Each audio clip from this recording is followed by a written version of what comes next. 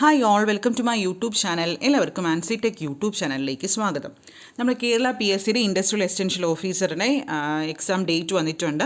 ഫെബ്രുവരി 18 ആണ് എക്സാം വരുന്നത്. അപ്പോൾ നമ്മുടെ സിലബസ് നമ്മൾ ഇന്നലെ നിങ്ങൾ ഓൾറെഡി കണ്ടു കാണും. സിലബസ് എൻ്റയർലി ഡിഫറെൻറ്റ് സിലബസ് ആണ് മുൻ വർഷങ്ങളെ അപേക്ഷിച്ച്. ഓക്കെ, അപ്പോൾ നമ്മൾ സിലബസ് ഓറിയൻ്റ് ആയിട്ട് നമ്മൾ ക്ലാസ്സസ് വെനസ്ഡേ മുതൽ സ്റ്റാർട്ട് ചെയ്യുകയാണ്. ഓക്കെ, അപ്പോൾ ഇൻട്രസ്റ്റ് ഉള്ളവർക്ക് കോൺടാക്റ്റ് ചെയ്യാം. അപ്പോൾ നമുക്ക് കാറ്റഗറി നമ്പർ 030/2024 ആണ്. പോസ്റ്റ് എന്ന് പറയുമ്പോൾ industrial extension officer in industries and commerce department ഒരു പോസ്റ്റിലാണ്. നല്ലൊരു വേക്കൻസി ഉള്ളൊരു പോസ്റ്റാണ്. ഓക്കെ, അപ്പോൾ നമുക്ക് സിലബസ് നോക്കാം. ഫസ്റ്റ് പാർട്ട് 1 വരുന്ന മാത്തമാറ്റിക്സ് ആണ്. 40 മാർക്കിന് മാത്തമാറ്റിക്സ് ആണ്. അപ്പോൾ നിങ്ങൾ മാത്സിൻ്റെ ഒരു സിലബസ് കണ്ട് നിങ്ങൾ കുറേ പേരെങ്കിലും വളരെ ടെൻസ്ഡായി കാണും 40 മാർക്കിന്. എനിവേ നമുക്ക് പഠിക്കാനുള്ളതേ ഉള്ളൂ 40 മാർക്ക്. ബാക്കി നമുക്ക് മാർക്ക് വരുന്നുണ്ട്. ബാക്കി മാർക്സ് എല്ലാം നമുക്ക് സ്കോർ ചെയ്യാൻ പറ്റുന്ന ഏരിയ ആണ്. ഫുൾ തിയറിയാണ്. അപ്പോൾ നമ്മൾ പഠിക്കുകയാണെങ്കിൽ നമുക്ക് ബാക്കി മാർക്ക് സ്കോർ ചെയ്ത് മാത്സിന് ഒരു 20-25 ആ ഒരു റേഞ്ചിൽ നമ്മൾ മാത്സ് ബുദ്ധിമുട്ടായി തോന്നുന്നവർക്ക് ആ റേഞ്ചിൽ പഠിച്ചാലും മതിയാവും. എന്നാൽ നമുക്ക് മാത്സ് എളുപ്പമുള്ള കുട്ടികളും ഉണ്ട്.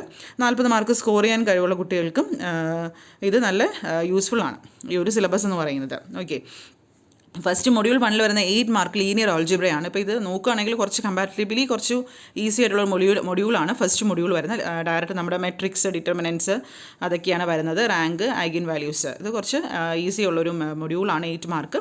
ഇത് നമുക്ക് ഒരു ആവറേജ് സ്റ്റുഡൻ്റ് ആയിരുന്നാലും നമുക്കിത് സ്കോർ ചെയ്യാൻ പറ്റുന്ന ഏരിയയാണ് 8 മാർക്ക് ഈ ഒരു ഫസ്റ്റ് മൊഡ്യൂൾ എന്ന് പറയുന്നത്. ഓക്കെ, അപ്പോൾ നമ്മൾ ഓൾറെഡി പഠിച്ചിട്ടുള്ളതാണ്. ബിടെക്കിൽ ഫസ്റ്റ് ഇയർ മാത്സിലൊക്കെ നമ്മൾ പഠിച്ചിട്ടുള്ളതാണ് algebra, linear algebra, matrix. Comparatively easy ഉള്ള മൊഡ്യൂളാണ്. നമുക്ക് MCQ ക്വസ്റ്റ്യൻസ് ഒക്കെ നമ്മൾ അറ്റൻഡ് ചെയ്യാതെ വളരെ ടഫ് ക്വസ്റ്റ്യൻസ് ഒന്നും ചോദിക്കാറില്ല. നമുക്കത് സ്കോർ ചെയ്യാൻ പറ്റുന്ന ഒരു ഏരിയയാണ് മൊഡ്യൂൾ 1 വരുന്നത്. ഓക്കെ, മാത്സിൽ. മൊഡ്യൂൾ 2 വരുന്നത് നമുക്ക് കാൽക്കുലസ് ആണ്. 12 മാർക്കാണ് വരുന്നത്. ഇതിൽ വരുന്നതെന്ന് വെച്ചാൽ കുറച്ച് തിയറംസും ലിമിറ്റ്, കണ്ടിന്യൂറ്റി, അതിൻ്റെ ഫംഗ്ഷൻസും അതുപോലെ തന്നെ 2 വേരിയബിൾസും വരുന്നുണ്ട്. Double and triple integrals, maximum minima അതും വരുന്നുണ്ട്. ചെയിൻ റൂൾ, അങ്ങനെ കുറച്ച് കാര്യങ്ങൾ ഈ ഒരു മൊഡ്യൂൾ വരുന്നത്. കുറച്ചൊരു കോംപ്ലിക്കേറ്റഡ് മൊഡ്യൂളാണ്. എന്നാലും നമുക്ക് കുറച്ച് മാർക്കെങ്കിലും ഇത് നമുക്ക് സ്കോർ ചെയ്യാൻ പറ്റും. 12 മാർക്ക് കിട്ടിയില്ലെങ്കിൽ നിങ്ങൾക്കൊരു 5 മാർക്കെങ്കിലും ഇതിൽ നിന്ന് നമുക്ക് സ്കോർ ചെയ്യാൻ പറ്റും ഈ ഒരു മൊഡ്യൂളിൽ നിന്ന്.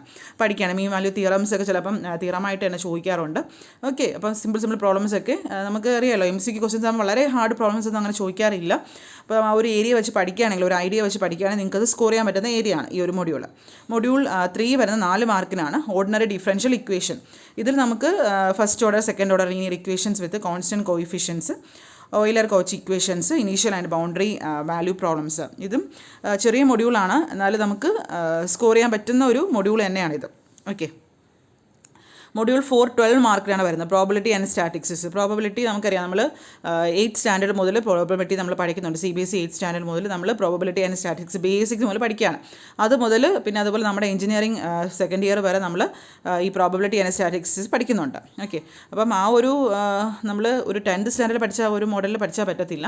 അതൊക്കെ ബേസിക്സ് ആണ്. അതിനെക്കാട്ടി കുറച്ചും കൂടെ നമുക്ക് നമ്മൾ എഞ്ചിനീയറിംഗ് ലെവലിൽ പഠിച്ചത് എങ്ങനെയാണോ ആ ഒരു മോഡലിൽ പഠിക്കുക എന്ന് വെച്ചാലും നമുക്ക് ഭയങ്കര ഡീപ്പായിട്ട് നോക്കേണ്ട ആവശ്യമില്ല. കാരണം നമുക്കറിയാം MCQ പോയിൻ്റാണ്. നമുക്ക് വളരെ കുറച്ച് സമയം മാത്രമേ ഉള്ളൂ നമുക്ക് എക്സാം അറ്റൻഡ് ചെയ്യാൻ. അപ്പോൾ ആ ഒരു ടൈമിൻ്റെ ഉള്ളിലുള്ള ക്വസ്റ്റ്യൻസ് മാത്രമേ നിങ്ങൾക്ക് എക്സാമിന് ചോദിക്കത്തുള്ളൂ.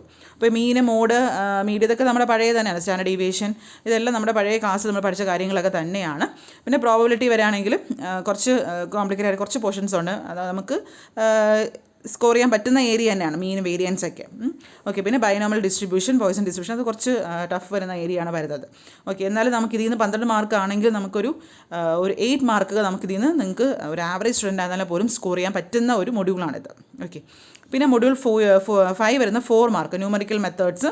ഇത് കുറച്ച് ഇൻ്റഗ്രേഷൻ, ഇൻ്റർപ്രിട്ടേഷൻ, അങ്ങനെ കുറച്ച് മെത്തേഡ്സും കുറച്ചിട്ട് ഒരു കോംപ്ലിക്കേറ്റഡ് ആയിട്ടുള്ള ഒരു മൊഡ്യൂളാണിത്.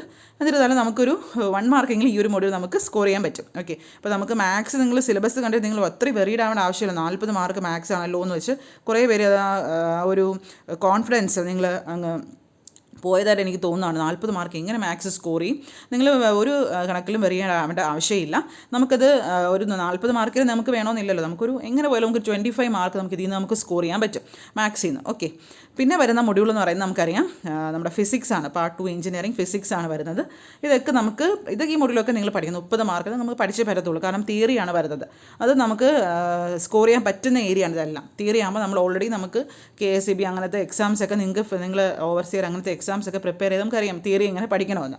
ഫസ്റ്റ് നമുക്ക് വരുന്നത് 10 മാർക്ക് അപ്ലൈഡ് ഒപ്റ്റിക്സ് ആണ്. Laser and applications, fibre optics, പിന്നെ ഫോട്ടോണിക്സ്, LED, സോളാർ സെൽസ്. ഇതൊക്കെ നമുക്ക് നല്ലപോലെ നമ്മൾ തിയറി നോക്കി പഠിക്കുകയാണെങ്കിൽ നിങ്ങൾക്ക് സ്കോർ ചെയ്യാൻ പറ്റുന്ന ഏരിയ ആണ് മൊഡ്യൂൾ 1. ഓക്കെ, നമുക്ക് ഓവറോളാണ് എഞ്ചിനീയറിംഗ് ഫിസിക്സ് 30 മാർക്കിൽ വരുന്നത്, 10 മാർക്ക് അപ്ലൈഡ് ഒപ്റ്റിക്സ്. പിന്നെ വരുന്നത് അടുത്ത module 2 10 mark solid state physics. ഇതും നല്ല എളുപ്പമുള്ള മൊഡ്യൂളാണ്. ഇത് നമുക്ക് സ്കോർ ചെയ്യാൻ പറ്റുന്ന ഏരിയ ആണ്. നമ്മൾ പല എക്സാംസിന് നമ്മൾ ഈ ഒരു മൊഡ്യൂൾ കണ്ടിട്ടുണ്ട്. സെമി കണ്ടക്ടേഴ്സും അതുപോലെ തന്നെ അതിൻ്റെ PN ജംഗ്ഷൻ ഡയോഡ്സും ബേസിക് സൂപ്പർ കണ്ടക്ടേഴ്സും അങ്ങനെ കുറച്ച് കാര്യങ്ങളാണ് ഈ ഒരു മൊഡ്യൂൾ വരുന്നത്.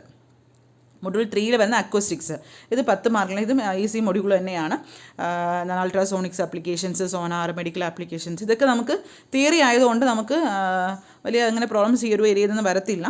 സിമ്പിൾ ചില പ്രോബ്ലംസ് വന്നാലും നമുക്ക് സിമ്പിൾ ഇക്വേഷൻസ് സോൾവ് ചെയ്ത് വയ്ക്കുന്ന പ്രോബ്ലംസ് മാത്രമേ വരത്തുള്ളൂ ഈ അക്വസ്റ്റിക്സിനൊക്കെ. ഓക്കെ, അപ്പോൾ ഇതൊക്കെ നമുക്ക് ഫോമുലാസും എല്ലാം ഡയറക്റ്റ് തന്നെ സബ്സ്റ്റിറ്റ്യൂട്ട് ചെയ്ത് ചെയ്യാവുന്ന പ്രോബ്ലംസ് ആണ്. 10 മാർക്കിനാണ്. വളരെ ഈസി മൊഡ്യൂളാണ്. 30 മാർക്ക് നിങ്ങൾക്ക് ഈ പാർട്ട് 2 എഞ്ചിനീയറിംഗ് ഫിസിക്സിൽ 30 മാർക്ക് നിങ്ങൾക്ക് ഈസി ആയിട്ട് സ്കോർ ചെയ്യാൻ പറ്റും. 30 മാർക്ക് നിങ്ങൾക്ക് ഒരു 25 മാർക്ക് ഷുവറാണ് ഈ ഒരു മൊഡ്യൂളിൽ നിങ്ങൾ പഠിക്കുകയാണെങ്കിൽ നിങ്ങൾക്ക് കിട്ടും. ഈ ഒരു ഏരിയയിൽ നമ്മൾ തിയറിയൊക്കെ പഠിച്ച് അതിൻ്റെ ഓരോ ടോപ്പിക്കിൽ നിന്ന് വരുന്ന MCQ ക്വസ്റ്റ്യൻസ് പഠിച്ച് പോകുകയാണെങ്കിൽ ഷുവർ നിങ്ങൾക്കത് കിട്ടാനുള്ളതേ ഉള്ളൂ. ഓക്കെ, പിന്നെ വരുന്ന കെമിസ്ട്രി ആണ് അടുത്ത് 30 മാർക്ക്. അപ്പോൾ മറ്റേ നമുക്കൊരു 25 കിട്ടിയാൽ ഇതിന് നമുക്കൊരു 25 ഓൾറെഡി 50 ആയി. പിന്നെ മാത്സിലൊരു 25, നമുക്കൊരു 40 20 കിട്ടിയാലും മതി. ഓക്കെ, അപ്പോൾ നിങ്ങൾ അത്രയും വെറിഡ് ആവേണ്ട ആവശ്യമില്ല. തിയറി നിങ്ങൾ കൂടുതൽ ഫോക്കസ് ചെയ്ത് പഠിക്കുക. ഈവൻ ദോ മാത്സ് നിങ്ങൾ പഠിച്ചു പോവുക. വളരെ സ്ലോലി ആയിട്ട് ഓരോ ദിവസവും ഓരോരോ ടോപ്പിക്ക് വെച്ച് മാത്സിൻ്റെ വളരെ സ്ലോലി നിങ്ങൾ പഠിച്ചു പോയാൽ മാത്സ് നിങ്ങൾക്ക് ആ ഒരു ഫ്ലോയിൽ നിങ്ങൾക്ക് എത്തിക്കാൻ പറ്റും. ഓക്കെ, പിന്നെ കെമിസ്ട്രി ഫസ്റ്റ് മൊഡ്യൂൾ വരുന്ന കെമിസ്ട്രി ഓഫ് മെറ്റീരിയൽസ് ആണ്. ഇതൊക്കെ പക്ക തിയറിയാണ് വരുന്നത്. നാനോ മെറ്റീരിയൽസ്, അതിൽ തന്നെ നമുക്ക് ഗ്ലാസ്, സിമെൻറ്റ്, പോളിമേഴ്സ്, കണ്ടക്റ്റിംഗ്, ഇതൊക്കെ നമ്മൾ പഠിച്ചിട്ടുള്ള കെമിസ്ട്രി തന്നെയാണ്. വളരെ എളുപ്പമായിട്ട് നമുക്ക് പഠിച്ചെടുക്കാൻ പറ്റും. പിന്നെ മൊഡ്യൂൾ 2 വരുന്നത് 10 മാർക്കിൽ ഇൻസ്ട്രുമെൻ്റൽ മെത്തേഡ്സ് ഓഫ് അനാലിസിസ് ആണ്. ഇത് കുറച്ച് ഒരു ആപ്ലിക്കേഷൻ ലെവലിലൊക്കെ ക്വസ്റ്റ്യൻസ് ചിലപ്പോൾ നമുക്ക് പ്രതീക്ഷിക്കും. കാരണം ഓരോരോ ഇൻസ്ട്രുമെൻ്റൽ മെത്തേഡ്സ് നമുക്ക് പഠിക്കാനുണ്ട്. ക്രോമറ്റോഗ്രഫി, ലിക്വിഡ് ക്രോമറ്റോഗ്രഫി, സ്പെക്ട്രോസ്കോപ്പി, അതുപോലെ തന്നെ ഇലക്ട്രോമാഗ്നറ്റിക് റേഡിയേഷൻസ്. അപ്പോൾ അതൊക്കെയാണ് ഈ ഒരു മൊഡ്യൂളിൽ വരുന്നത്. ഇത് നമുക്ക് 10 മാർക്ക് നമുക്ക് സ്കോർ ചെയ്യാൻ പറ്റും. അടുത്ത മൊഡ്യൂൾ 3 വളരെ ഈസി മൊഡ്യൂളാണ്. എൻവറോൺമെൻറ്റ് നമ്മൾ കൊച്ചു ക്ലാസ്സിൽ മുതൽ പഠിക്കുന്നുണ്ട്. Air pollution, water pollution. അപ്പോൾ ഓക്കെ, അത് റിലേറ്റ് ചെയ്ത് വരുന്ന കുറച്ച് ടോപ്പിക്സ് നമുക്ക് ഇതിനകത്ത് വരുന്നുണ്ട്. എയർ പൊല്യൂഷൻ നമുക്കറിയാം, പൊല്യൂട്ടൻസ്, അതിൻ്റെ സോഴ്സസ്, അതിൻ്റെ ഗ്ലോബൽ വായ്, അതൊക്കെ. അപ്പോൾ നമുക്ക് വളരെ ഈസി ആയിട്ട് സ്കോർ ചെയ്യാൻ പറ്റുന്ന ഒരു മൊഡ്യൂളാണ് മൊഡ്യൂൾ 3 എൻവറോൺമെൻറ്റ്. 10 മാർക്ക് എന്ന് പറയുന്നത് നമുക്ക് നമ്മൾ ബാറ്ററിനെ കുറിച്ചും അതുപോലെ തന്നെ fusion, fission, solar energy, hydro thermal, geo, ഇതൊക്കെ നമുക്ക് വളരെ ഫെമിലാരിറ്റി ഉള്ള മൊഡ്യൂൾ. കാരണം നമ്മൾ ഫസ്റ്റ് ടൈം കേൾക്കുന്ന ഒരു വാക്കിൽ വളരെ ഫെമിലാരിറ്റി വരുന്ന ഒരു ടോപ്പിക്, ഒരു സിലബസ് ആണ്. അപ്പോൾ നിങ്ങൾക്ക് സിലബസ് നിങ്ങൾ അങ്ങനെ വെറിയിടാൻ ആവശ്യമൊന്നുമില്ല. നമുക്ക് വളരെ നമ്മൾ ഒരു കറക്റ്റ് ഒരു സിസ്റ്റമാറ്റിക് മാനറിൽ പഠിച്ചു പോവുകയാണെങ്കിൽ നിങ്ങൾക്കത് ക്രാക്ക് ചെയ്യാൻ പറ്റുന്നതാണ്. നമ്മൾ മുൻകാലത്തെ സിലബസ് അനുസരിച്ച് കുറച്ച് നമുക്ക് ഈസി ആയിട്ടുള്ളൊരു സിലബസാണ് ഇത് വരുന്നത്. ഓക്കെ, അപ്പോൾ നമ്മുടെ ക്ലാസ്സസ് നമ്മൾ ബുധനാഴ്ച മുതൽ സ്റ്റാർട്ട് ചെയ്യുകയാണ്. അപ്പോൾ ഇൻട്രസ്റ്റ് ഉള്ളവർ കോൺടാക്ട് ചെയ്യാം. നമുക്ക് ഫീസൊക്കെ വളരെ കുറവാണ്, നമുക്കറിയാം, സ്റ്റുഡൻസിനൊക്കെ അറിയാമെന്നുള്ളതാണ്. അപ്പോൾ നമ്മൾ ആ ഒരു രീതിയിൽ നമ്മൾ ക്ലാസ്സസ് അറേഞ്ച് ചെയ്തിട്ടുണ്ട്. അപ്പോൾ ഇൻട്രസ്റ്റ് ഉള്ളവർ കോൺടാക്ട് ചെയ്യാം. ഓക്കെ, നമ്മളൊരു ടൈം ടേബിളൊക്കെ സെറ്റ് ചെയ്തതനുസരിച്ച് നമ്മളൊരു കോമൺ എക്സാംസ് സ്റ്റാർട്ട് ചെയ്യാൻ നമ്മൾ ടൈം ടേബിൾ ഓറിയൻറ്റഡ് ആയിട്ടാണ് പോകുന്നത്. അത് വളരെ ഈസിയാണ്. നമുക്ക് ടൈം ടേബിൾ ആകുമ്പോൾ നമുക്ക് ഓരോ ദിവസം നമ്മൾ പഠിക്കുന്ന പോർഷൻസ് നമുക്കൊരു ഐഡിയ കാണും. മാത്സൊക്കെ നമുക്കൊരു ദിവസം നമ്മൾ മാത്സ് മാത്രമല്ല വരുന്നത്, മാത്സും നമ്മുടെ ചെറിയ പോർഷൻസ്, ഫിസിക്സിൽ നിന്ന് കുറച്ച് പോർഷൻസ്, കെമിസ്ട്രിയിൽ നിന്ന് കുറച്ച് പോർഷൻസ്. അപ്പോൾ നമുക്കത് ഒരു കോറിലേറ്റ് ചെയ്ത് പഠിക്കാൻ പറ്റും. മാത്സിൽ നിന്ന് വളരെ ഒറ്റൊരു ക്ലാസ്സേ മാത്സിൽ നിന്ന് വരുന്നുള്ളൂ. മാത്സിൽ നിന്ന് ഒറ്റൊരു വീഡിയോ ക്ലാസ്സും ബാക്കി ഫിസിക്സ്, കെമിസ്ട്രിയിൽ 2 വീഡിയോ ക്ലാസ് വെച്ച് വരും ഒരു ദിവസം. അങ്ങനെയാണ് നമ്മൾ അറേഞ്ച് ചെയ്തിട്ടുള്ളത്. ഓക്കെ, അപ്പോൾ നമുക്ക് ക്ലാസ്സസ് ബുധനാഴ്ച സ്റ്റാർട്ട് ചെയ്യുകയാണ്. നമ്മുടെ പഴയ രീതി തന്നെയാണ്. ടെലഗ്രാമിലാണ് online recorded video classes, PDF notes, MCQ questions, എക്സാംസും മോക്ക് എക്സാംസും. നമുക്ക് PYQs നമ്മൾ അവൈലബിൾ ആണെങ്കിൽ നോക്കിയിട്ട് നമ്മുടെ വേറെ എക്സാമിനെ നോക്കിയിട്ട് PYQs നമ്മൾ നോക്കും. ഓക്കെ, അപ്പോൾ ഇതാണ് നമ്മുടെ ക്ലാസ് ഡീറ്റെയിൽസ് വരുന്നത്. അപ്പോൾ ഇൻട്രസ്റ്റ് ഉള്ളവർക്ക് നമ്പറിൽ കോൺടാക്ട് ചെയ്യാം. Okay, thank you.